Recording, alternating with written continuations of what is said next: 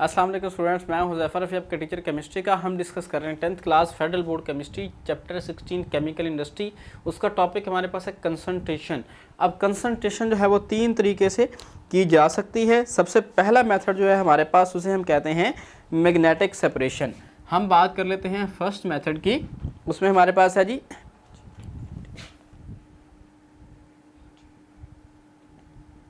Magnetic separation. Magnetic separation में हम इस तरह के ओर को सेपरेट कर सकते हैं जिसे हम कहते हैं this is magnetic ore. Magnetic ore हमारे पास इस तरह के 3 मेटल्स हैं जो मैग्नेट के साथ अटैच होते हैं। एक आयरन है, कॉपर है और निकल है, आई थिंक, ठीक है। सॉरी, कॉपर नहीं है, आयरन, क्रोमियम और निकल है। इस तरह ये 3 मेटल्स हैं जो मैग्नेट के साथ अटैच होते हैं। तो इस तरह के और को हम इस तरह कर सकते हैं। कॉपर के या गोल्ड के या एल्यूमिनियम, इस तरह के और को हम इस मेथड से सेपरेट नहीं कर सकते because these are not adhere or attach with magnet. तो इसके लिए हमारे पास एक सिंपल ऑपरेटस होता है। आप भी कोशिश कीजिएगा डायग्राम बनाएं इसी तरह से करके, ठीक है। यहाँ पे आपने 2 सर्कल लगाने हैं। इसे हम कहते हैं कन्वेयर। कन्वेयर बेल्ट होता है बहुत बड़े बड़े इंडस्ट्रीज़ के अंदर, जिन कन्वे करने वाले, एक चीज़ को एक जगह से दूसरी जगह ले जाने वाले, ठीक है। और एक हमारे पास यहाँ पे होता है सर्कुलर, ठीक है। ये पाथ हमारे पास होता है। इसका काम क्या है? इसका फंक्शन ये है कि इसने मूव करना है, रोटेट करवाना है। यहाँ पे हमारे पास, यहाँ से हम ऐड करेंगे जी कंसंट्रेटेड और ग्राइंडेड और, जो हमारे पास ग्राइंडेड और होगी उसे हम ऐड करेंगे इसके अंदर, ठीक है जी। यहाँ पे हम और को ऐड करेंगे जो हमारे पास और है। और कौन सा जी? ग्राइंडेड और है। अब इसके अंदर जब हम किसी भी और को ग्राइंड कर लेंगे, मतलब हमारे पास स्टोन पार्टिकल भी हैं, उसके अंदर डस्ट भी है, उसके अंदर आयरन भी है, कॉपर भी है, काफ़ी सारी चीज़ें हैं। मोस्टली आयरन के लिए हम अगर ये बात कर रहे हैं तो इसके ऊपर ये आयरन के पीस हैं सपोज दैट, और बाकी सब क्या है जी? डस्ट पार्टिकल हैं। अब ये इसके ऊपर तो इसी तरह चलते आएंगे, लेकिन एट द एंड हमारे पास इसकी सेपरेशन होगी।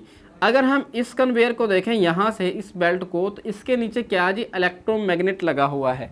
इलेक्ट्रोमैग्नेट क्या होता है जी? मैग्नेटिक रोलर वो परमानेंट हो सकता है या इलेक्ट्रोमैग्नेट हो सकता है। इलेक्ट्रोमैग्नेट वो होता है इलेक्ट्रिसिटी दें तो मैग्नेट बन जाता है, इलेक्ट्रिसिटी ना दो तो मैग्नेट नहीं रहता, ठीक है।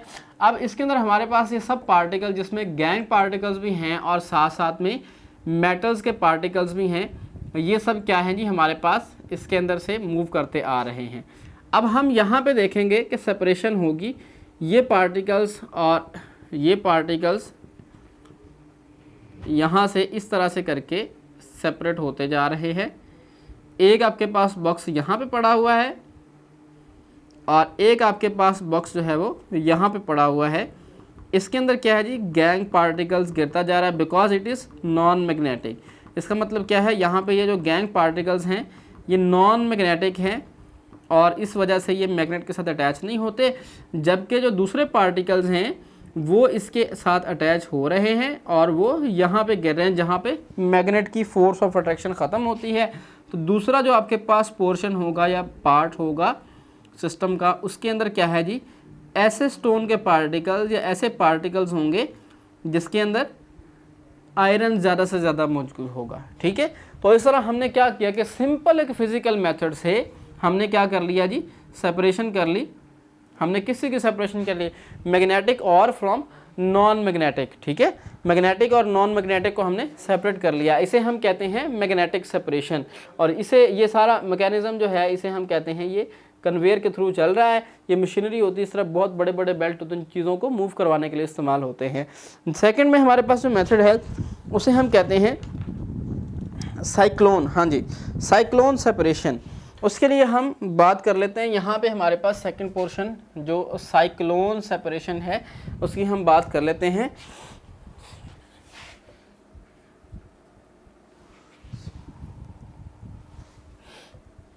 साइक्लोन सेपरेशन, इसके अंदर हमारे पास जो क्या होगा, हमारे पास एक, ये मैग्नेटिक और नॉन मैग्नेटिक दोनों के लिए ही है।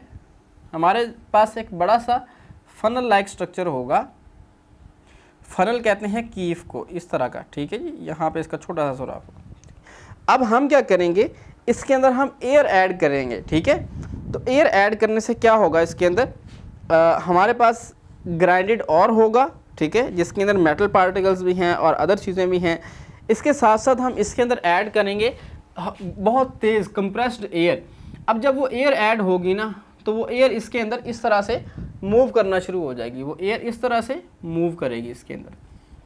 अब उस एयर के साथ साथ क्या है जी, जो मैग्नेटिक नॉन मैग्नेटिक, इसमें तो वो चक्कर ही नहीं रहेगा। असल में हमारे पास जो भी इसके अंदर पार्टिकल्स हैं वो सारे भी इसी, यहाँ पे हमारे पास होता है इनलेट, यहाँ से हम कोई भी चीज़ इसके अंदर ऐड कर रहे हैं, ठीक है, यहाँ से वो ग्रेनाइट और ऐड कर रहे हैं। अब एयर जो है ऊपर निकलती जाती है, ठीक है, एयर जो है कंप्रेस्ड एयर होती है बहुत प्रेशर के साथ, और इसमें जो चीज़ है वो रोटेट करना शुरू कर देती है।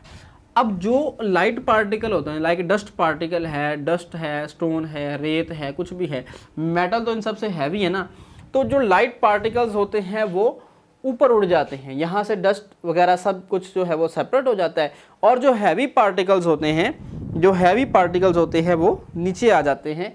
जो सॉलिड पार्टिकल जिसके अंदर मेटल की कंसंट्रेशन ज़्यादा हो, हम कॉपर के ओर के लिए, एल्युमिनियम के ओर के लिए ये मेथड इस्तेमाल कर सकते हैं, तो वो यहाँ पे नीचे आके सेपरेट हो जाता है, यहाँ पे हम उसे इकट्ठा कर लेते हैं। इस मेथड को हम कहते हैं साइक्लोन सेपरेशन। बहुत सारी इंडस्ट्रीज़ के अंदर ये मेथड भी इस्तेमाल किया जाता है। तो जी बच्चे, आज की हमारी वीडियो यही थी। नेक्स्ट वीडियो में हम फ्रॉथ फ्लोटेशन प्रोसेस या फ्लोटेशन प्रोसेस को डिस्कस करेंगे, और नेक्स्ट हम एक्सट्रैक्शन ऑफ मेटल्स की बात करेंगे। तो वीडियो देखने का बहुत शुक्रिया, अपने फीडबैक से ज़रूर आगाह कीजिएगा। तो अब तक के लिए इतना ही, मुझे इजाज़त दीजिए, अल्लाह हाफिज़।